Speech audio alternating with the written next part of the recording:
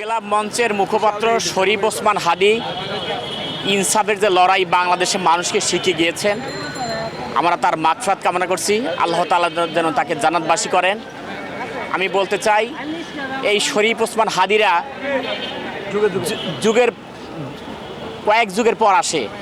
আজকে তাকে যেভাবে গুলি করে হত্যা করা হয়েছে, এই হত্যাকারীদের যদি বিচার করা না হয়, ফাঁসি না দেওয়া হয়, তাহলে পরবর্তীতে তারা এই ধরনের ঘটনা ঘটবে।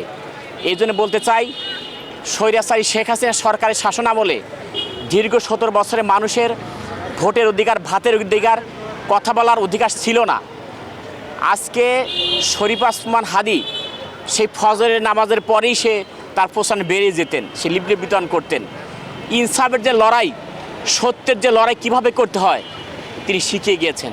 আমি বলতে চাই, দীর্ঘ 17 বছরে কেউ কথা বলতে পারে নাই, এই হাদীরা রাজপথে দাঁড়িয়ে সেই প্রতিবাদ করেছে।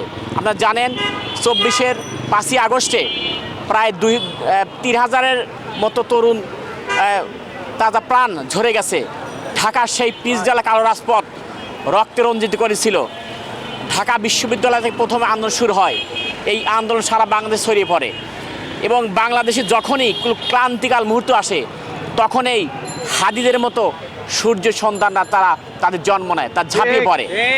আজকে বাংলাদেশে এই স্বৈরাচারী শেখ হাসিনা খুনিদের দোসর এবং তাদের পরিকল্পনায় সেই শরীফ ওসমান হাদীকে গুলি করা হয়েছে।